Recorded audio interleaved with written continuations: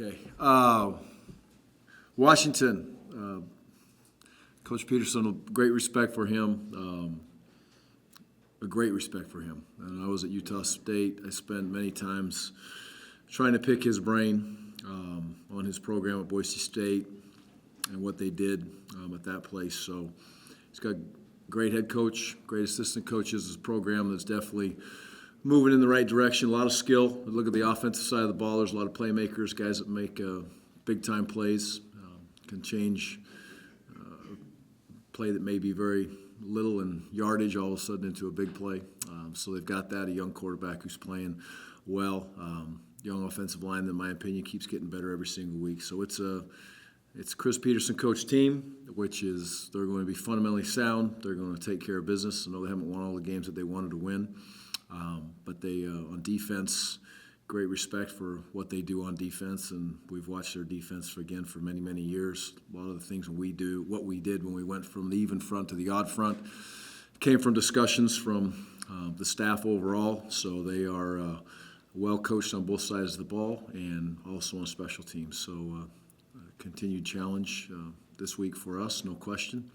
And I'm sure we'll have a few questions about last week's game too as we move forward here. Just to get this out of the way, what can you tell us about the quarterback situation this week? Well, I don't know for sure exactly where it all sits, but I'm optimistic and very hopeful that Nick's ready to play. So, the kids are off today. We went yesterday instead of today. So as we get through tomorrow, we'll know much more and continue down those roads. The third quarterback is right now a secret. Just because I don't know, so we'll see. We'll see what would take place if we got to that situation. But we'll obviously have to prepare for it because right now we don't know exactly where it would be. And offense will have a package for a player on our team that could come in and play in that situation if he needed to be. Won't be a true quarterback. Seth is not available. Gary, I know it hasn't been the kind of senior year that this class wanted, but what does this class mean to you? What will it maybe mean this weekend as they play their last game at Research Stadium? Okay.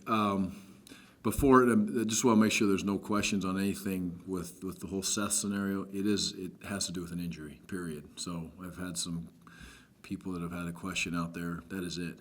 That's it. End of story, explanation point. So he'll be back ready to go in January, and January 4th, he'll be ready to roll. So this senior class, every senior class to me is special. They're a group of kids that you always hope they're on board and leading their team, and you always want to send them out the way you want to send them out. That hasn't happened with this crew. That's frustrating. A lot of years in my career as a head coach, I've been able to send out the seniors with what I think they should be sent out the right way and feeling great about their accomplishments for that season. This year is very tough for that, and it will remain tough for them. Didn't go the way we wanted it to go, but again, I've said it many times, they bought in.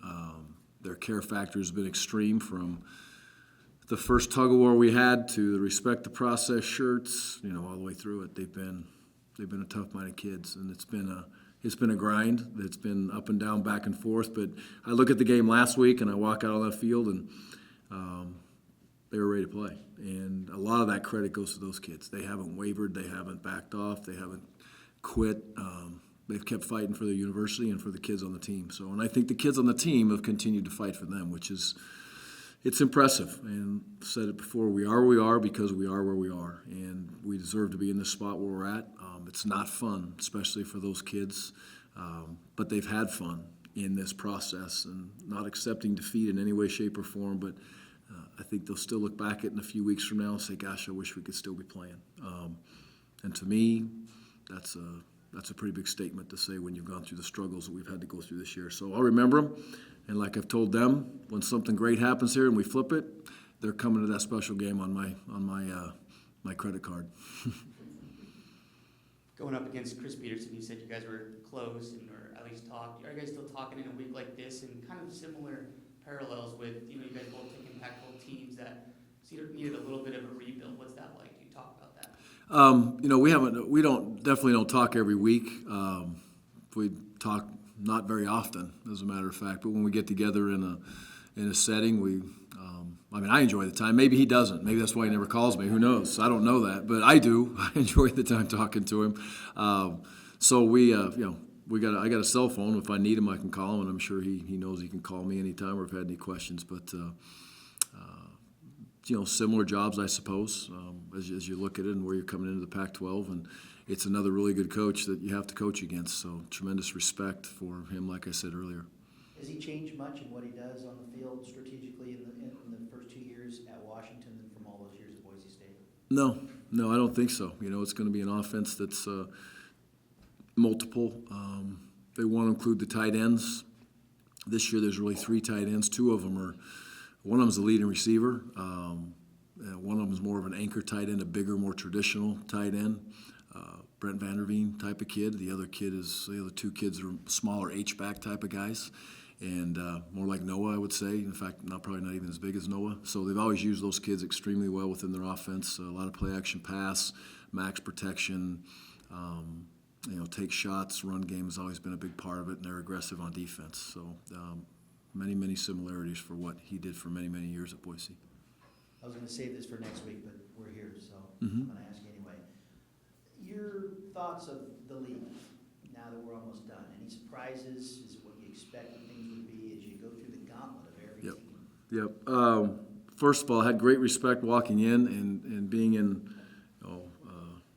2 Power 5 conferences and coaching in them. I think I have a little bit of a unique perspective and have great respect for both of the leagues. The Pac-12 walked in here thinking it was a great league, walk out of the first year with 2 games left knowing that it's a great league.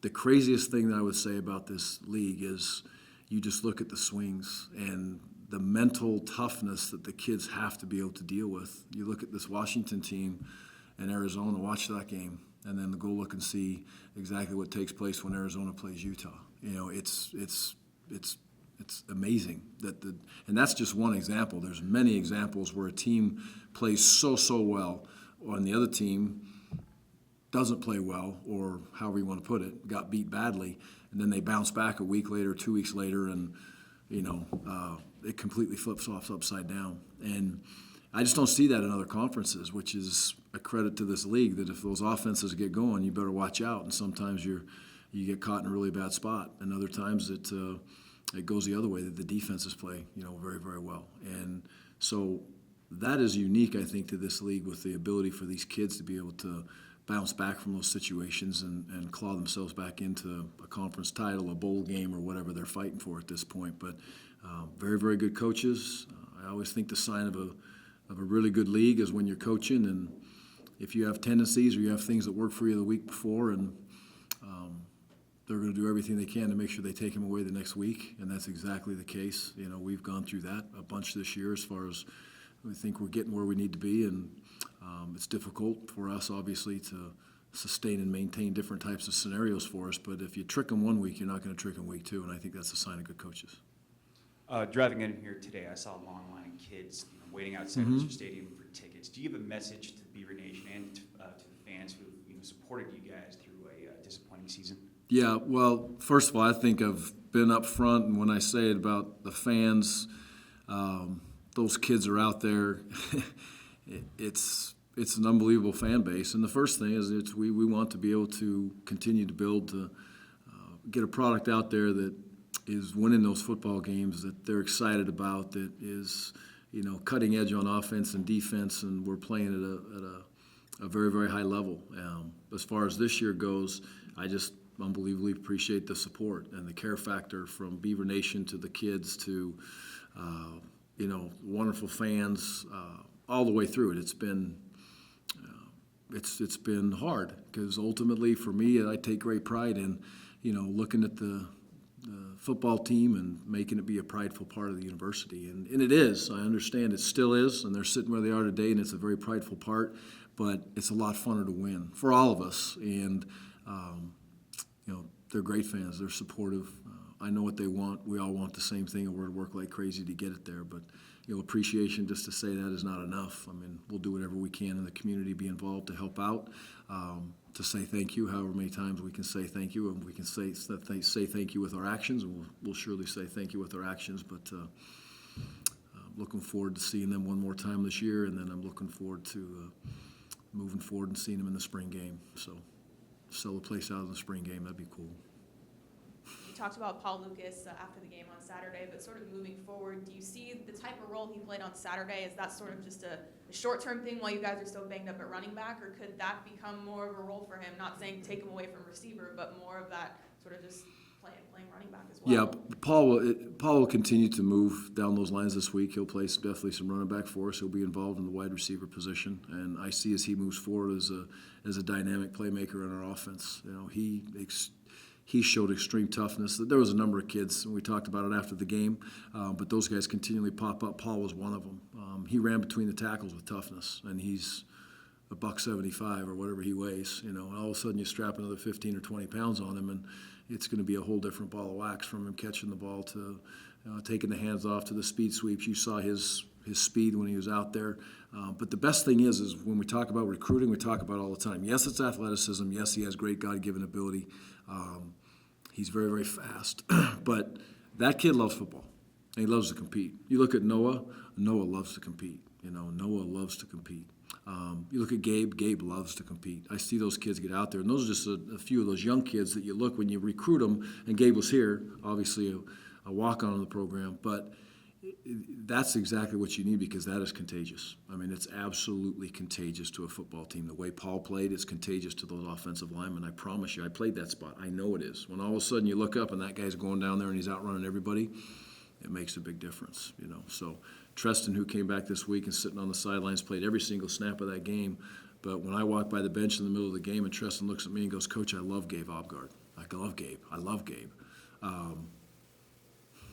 That's a pretty big statement for a kid to say in the middle of a football game. So toughness, toughness, toughness, toughness, toughness in school, toughness out in the community, and toughness on the football field. Gary, you've talked this season about embracing the challenge that you have here. I know you at Utah State, it was kind of similar where you started. Mm-hmm. And you've also been at the other end of it, where Wisconsin was pretty strong when you got it, you kept him there. Yep. I'm just wondering, is it harder to kind of rebuild, or is it harder to keep a program that's up, staying at upper echelons, or is it just hard no matter what in college football? It's very, very different, you know, and it's a long story to go to the differences from Utah State to Wisconsin and now to Oregon State. I would say all very unique challenges and all challenges that I absolutely loved. And this one is much like the Utah State challenge, where the Wisconsin was an older team of established kids.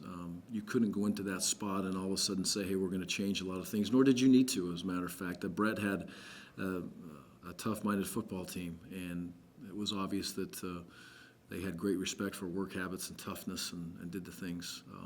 When you get into those positions at other places, you need to identify where you're at, and as much as they're the same from Utah State to here, they're still very different. We have things that we need to continually work on to give us a chance.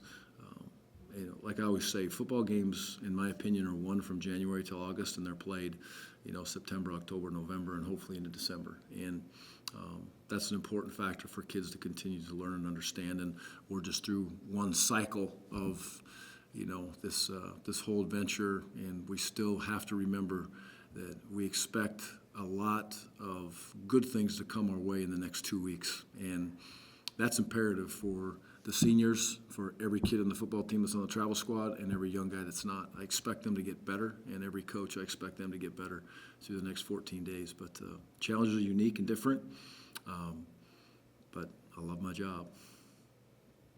You mentioned the Huskies' defense earlier. Mm-hmm. When you watch them on tape as a coach with your defensive background, what are the things that really stand out to you? Well, first of all, they're technically and fundamentally sound. They're athletic at every spot, and that shows up in the way that they tackle. That shows up in the way that they ask their kids to play, and the certain different things that they ask them to do.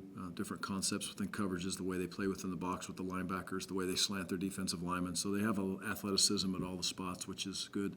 And then they're a smart defense. You know, their goal is to line up and pre-snap with some confusion, but not to confuse themselves. And that's a sign of a defense that can hold some things in their head mentally and take it from practice, then apply it onto the football field. And that doesn't surprise me. It's been like that for a while. But you can see as they've progressed through time here, the last year and a half or 2 years, they've gotten much more cohesive as a defensive unit just from getting used to the system, I would say, and they have good players. Coach, when you mentioned Gabe Obgard, what about the play he made to break on the ball and get a pick and Yep. getting on the field? I mean, he's done a lot of good things as a walk-on out of climbing Yeah. the ball. Gabe has done some great things for us. It all started with special teams, and he just kept on battling. I can't remember what week it was, maybe mid-season. He was over there with the scout team kids and working with the offensive unit and running the scout team. And I kept watching him in that setting, and he became more and more involved in special teams. And finally, I was like, defense, you got to get this kid over here and let him start going and taking reps with you guys. And he did. He kept battling his way through it. And, through the rash of injuries that we've had at the defensive backfield position, Najee was forced into action, and so was Gabe. And they were both ready. Najee went out there and he gave it everything he had. Anybody that was on or close to the sidelines to see what Najee was going through to continually play in that game and keep hydrated and push him and returning kicks. Gabe was in the same spot, running on almost every single special team and battling like crazy. But it's great to see him, and he'll get an opportunity to play a lot more snaps this week at safety. When you talk about, you've never used injuries and how thin you are at certain position as an excuse, but in terms of the matchup defensively against Cal and what Goff and all of them do, when you look at it and break it down on film and so on, what are the things you take away in spite of the injuries and all of that you want to do better? Yeah, well, we got in a whole bunch of trouble having an ability to be able to play man coverage against some very gifted wide receivers. Forced us to shift gears and play more into a quarters coverage. We had a nickel that, because of what happened, Devin was out also. Devin was in at the beginning, and very quickly Devin was out, and there wasn't another safety. And Devin's the next guy up at nickel, so it became very difficult, I would say. And again, it is what it is. You get in those spots, you need to have the next man step up and play. But we had to get more into the zone coverages, which is okay. You can still play in that way, but we weren't good enough on our reroutes and our underneath coverages. Their wide receivers did a nice job without too technical and football mindset of controlling the leverage on the field within their vertical routes and controlling the leverage on the field with us being able to get underneath their routes with a very talented quarterback throwing the ball. The best way to do that is, number one, is to reroute him, and number two is to be able to get to the quarterback and hit him, and we weren't able to do that with 4 guys or 5 guys consistently. He got the ball out fast. Kids played hard. They battled around like crazy, and we couldn't really adapt to it very well. So got to coach him better. You have a freshman who's coming off a 405-yard passing game for Washington, and Jake Browning. What's he showing you in terms of the skill set he brings? Well, he showed his toughness in the last game, because that was a game where, ASU decided to do what ASU does, which is no surprise. They're going to blitz you like crazy, and they're going to come from all over the place. And he took a lot of shots. He took some sacks. He kept getting up and throwing the ball down the field. So he made some big-time plays for him in those settings, and obviously it wasn't quite what they wanted at the end of the day. But for a freshman, if you walked in as a coordinator and say, hey, we're going to get after this guy and we're going to knock him around the way he got knocked around, you'd probably feel pretty good about your opportunity to have success at the end. But this kid just kept on fighting back and made some big throws. He can make all the throws. He can get on the opposite hash, and he got a very quick release. He can spin it all the way across, 3/4 of the field and get it out there to the hitch real quick, and the guy catches an off coverage and makes 8 or 9 yards, and then he can also throw the slants, and he's got good touch on his deep balls. So he's another good young quarterback. In terms of how your own offensive line functioned with Isaac moving out to left tackle, how did you feel about that, Coach? Isaac's going to be solid wherever we ask him to play. My hope moving forward with Isaac is that, number one, he decides to come back for another year, and we can get him solidified in the spot that's going to let him be one of those key anchors of what's an experienced offensive line coming back. But he played well. Overall, our protection was just okay in this last game. There was times when, whether it was through a miscommunication or getting beat. There wasn't enough time consistently for the quarterback to be able to throw the ball, especially in some key situations. We had a couple of those balls that were just missed where we took a pretty good shot at the quarterback spot. But I thought, we were able to move the ball, play that comes to mind. 4th and 1, we decided to go for it. We do a nice job of hitting a power play in there, which needs to become a staple of our offense as we move forward into these next 2 games and into next season. So there was definitely some good things from the offensive line. Do you have a thought about Jalen Jefferson's hit on Mitchell in terms of how that played out? To tread lightly. I would definitely like to gather more information on why there wasn't, a penalty. I think to me, it's the definition of that rule is cloudy at best, I suppose, and I understand it's a very difficult call for officials to be able to make, but I need to be able to, on this one, I need to be able to, understand what I'm seeing. What I think I'm seeing is what other people are seeing, and then we'll see what they say from there. But it was a shot. Finally, after the game Saturday, groundbreaking for Victory Through Valley, and in terms of, as disappointed as times have been this year, the momentum in everything you're doing within the program. Well, how important is that as a statement about where you're going? It's a big part of it. And again, before I go there, I'm going to back up 1 second here. I do not think that the kid from Cal was deliberately, he was playing football. But I just need a definition. I hope that clears it up a little bit. The new facility. It means a lot to all of us. And reason being is it gives us an opportunity to be at a level playing field in the recruiting process, which is key. It's a step for every parent, coach, mentor of a young man that we're recruiting to let them understand how truly committed the university is to the football program. And like I tell all the recruits when they come in right now, our foundation, and again, people don't really like to look at foundations, and I get that, but our foundation now after year 1 is very good academically. Made some great strides. A lot of people really care about that. I really care about that, but some people would rather see the other stuff in a facility. But that foundation is solid. The foundation of our kids wanting to be involved and trying to get themselves moved in the right direction socially, being involved in the community, all the things that come with that is in good hands. I think we're moving in the right direction from a strength standpoint. Long ways to go, but we've moved in the right direction. So this is just the next step of saying, now we have this. Mom and Dad, look at all that other stuff. We're going to take care of your kid. We got the mentors, we got the tutors, we feed them better than anybody else in the Pac-12, all those things that we have, and now all of a sudden we've got this that is as good as there is in the Pac-12. So it's a huge step. I'm excited. I know there's a lot of tradition in those bleachers, and they're going to be coming up, so it's time to move on to the next adventure for that end zone. But it'll be a great step in the right direction, and I'm very, very grateful to all the people that gave to make this all happen, and the people that got it in motion. And the kids are very grateful, and I promise you one thing, they'll treat it the right way when it's done, and it'll up their care factor. To go back to the seniors for a second, and one of those guys who hasn't been able to play in the defensive backfield, Larry Scott, you mentioned last week still just how important it was for him to stay on the road with you guys and sort of his leadership in that area. Just even though he hasn't been able to play as much as he would have liked, what's he meant to the defense and the team overall? Yeah, Larry was one of those guys that we tagged at the first of the year to kind of be the face of the program. And it's important that he does his best to finish that job as we go through these next couple weeks. And,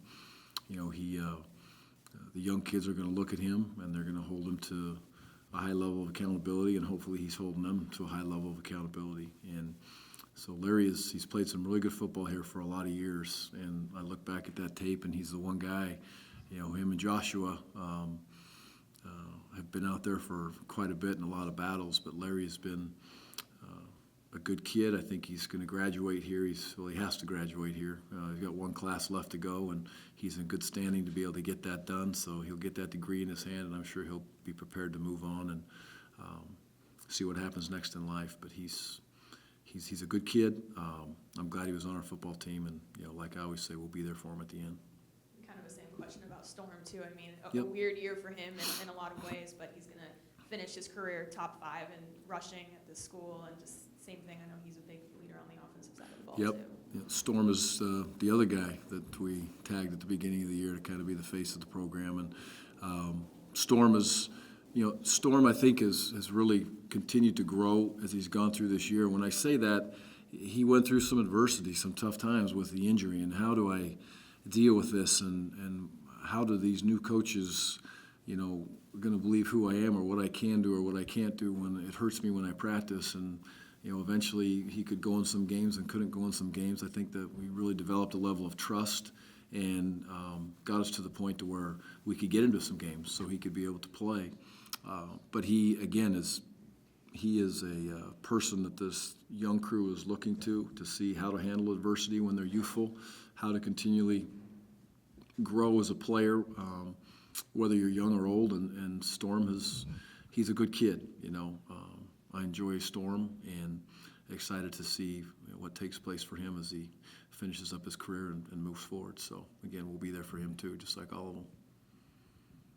All right, Coach. Is that it? Thank you, guys. so much.